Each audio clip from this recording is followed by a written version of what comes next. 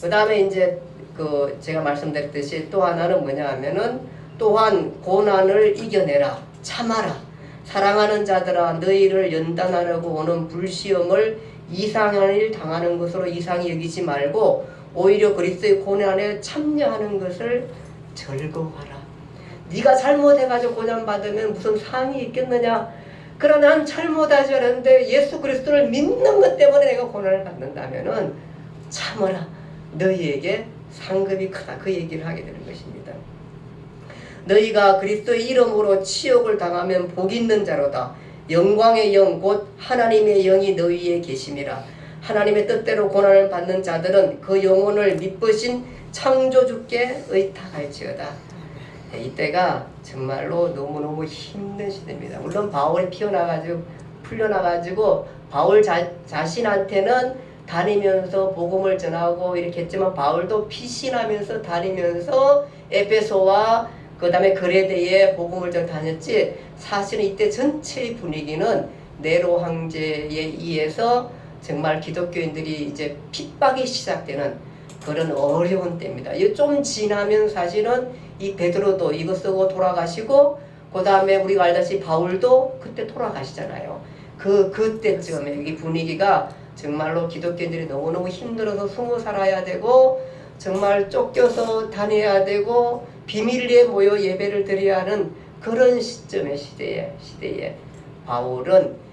베드로는 그의 성도들을 향해서 지금 핍박이 시작되고 너무 힘들고 하니까 그들한테 위로의 편지를 쓰면서 너희가 이 땅에서 고난을 당하지만 하나님의 나라에서 너희 상급이 크니까 그 고난쯤은 이겨내라. 그 고난을 이겨내라. 참아라. 그렇게 하면서 교훈을 하고 있는 베드로의 모습을 우리가 보게 되는 것입니다. 너희 믿음의 확실함은 불로 연단하여도 없어질 금보다 귀하여 예수 그리스도께서 나타나실 때에 칭찬과 영광과 존귀를 얻게 될 것이니라. 그리스도 안에 있으면 어떤 어려움과 시련도 이겨낼 수 있다는 그 믿음을 가지라고 그렇게 말하면서 바로 이 위로를 해주게 됩니다. 바로 그 위로 속에서 바로 성도들 아마 든든하게 서가면서, 이게 이분이 누굽니까? 예수님과 함께 다녔던, 정말로 예수님을 목격한 사람이요, 그와 함께 다녔던 날 일생을 같이 했던 사람이요, 그의 죽음을 받고 그의 부활을 받고 성령의 임재를 받고 그랬던 사람 아닙니까? 그러니까 사실 오래된 것도 아닙니다. 예수님이 그 30년 전까지만 해도 나와 함께 다녔던 그 예수, 내가 스스로 모시고 다녔던 그 예수가 30년 전에 돌아가셨던 그 모든 삶의 현장의 목격자로 있던 이 사람이 만일 그리스도를 그렇게까지 추종하며 봤던 사람이 그리스도가 엉터리인데도 자기 목숨을 걸고 죽고 그렇게 할까요? 그리스도의 죽음을 보지 않았다면, 그리스도의 부활을 보지 않았는데도 그렇게 할 수 있을까요?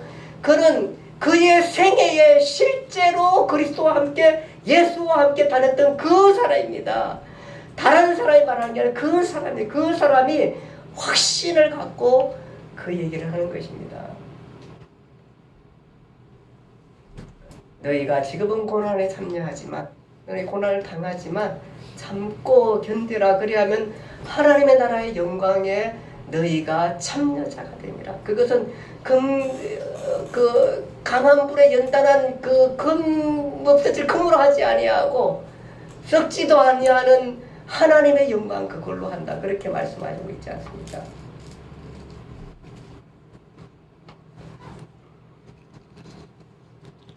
너희 믿음의 확실함은 불로 연단하여도 없어질 금보다 귀하여 예수 그리스도께서 나타나실 때에 칭찬과 영광과 존귀를 얻게 될 것이니라. 주께서 호령과 천사장의 소리와 하나님의 나팔 소리로 친히 하늘로부터 강림하시리니 그리스도 안에서 죽은 자들은 먼저 일어나고 그 위에 우리 살아남은 자들도 그들과 함께 구름 속으로 끌어올려 공중에서 주를 영접하게 하시니 그리하여 우리가 항상 주와 함께 있으리라. 그러므로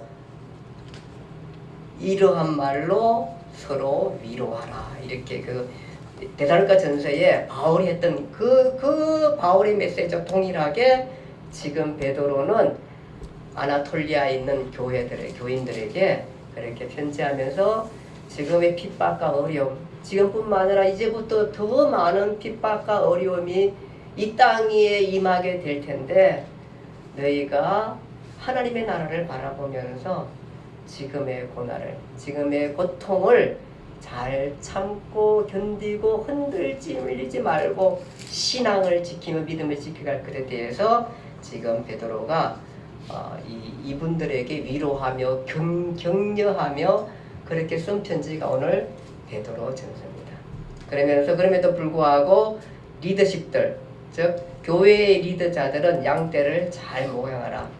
하나님의 양무리를 치되 억지로 하지 말고 하나님의 뜻을 따라 자원함으로 그렇게 하라. 더러운 이득을 위해 하지 말고 주장하는 자세로 말고 양무리의 본이 되라. 그렇게 말합니다. 그러니까 사실은 목회자가 하는 일들은 어쩌면 내 권력이나 권위를 갖는 게 아니라 섬기는 겁니다. 그러면서 리더들에게 말하기를 주장하는 자세로 하지 말고 양무리의 본이 되라. 그렇게 말하고 있습니다. 그러면서 양떼들을 그런 마음으로 잘 이끌어갈 것에 대해서 말씀하고 있는 것입니다.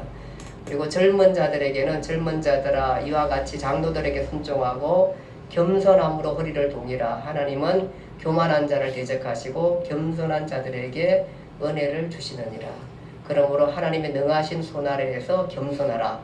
때가 되면 너희를 높이시라. 그렇게 말씀하게 되는 것입니다. 이것이 베드로전서의 편지인 것입니다. 그래서 베드로전서 그러면은 베드로가 당시에 고통받고 있는 아나톨리아, 즉 바울의 1차, 2차, 3차 전도했던 그 아나톨 터키 지역에 있는 성도들에게 이제 시련과 핍박과 고통이 지금도 있고 앞으로 더 큰 핍박과 고통이 다가올 이때에 저희들을 격려하면서 믿음을 잘 지키고 하나님의 나라를 바라볼 것에 대해서 가르친 내용이 바로 베드로 전서인 것입니다. 나중에 그런 생각 갖고 한번 읽으시면은 제가 얘기 안 했더라도 그 안에 많은 내용들이 있습니다. 대체로 이런 내용 가지고 가르치고 있습니다. 베드로가 캐리그마, 즉 복음에 대한 선포를 잊지 않고 있고 그 복음은 자기가 다른 어떤 사람보다도 자기가 생생하게 정말 예수 그리스도에 대해 생생하게 다 목격한 사람입니다. 그가 나중에 이 그리스도를 위해서 죽게 되는, 순교하게 되는 것입니다. 야사에는 그가 나는 그냥 죽을 수 없으니 나는 많은 죄인이라 그냥 죽을 수 없으니 나를 십자가에 거꾸로 매달라고 하면서 생을 마쳤습니다. 땅끝까지 이르러 내 증인이 되라는 예수 그리스도의 말씀에 아주 충실한 베드로의 모습을 우리가 볼 수 있습니다. 바울이 그랬듯이 베드로도 그랬습니다. 기도하겠습니다. 하나님 아버지 은혜와 사랑을 감사합니다.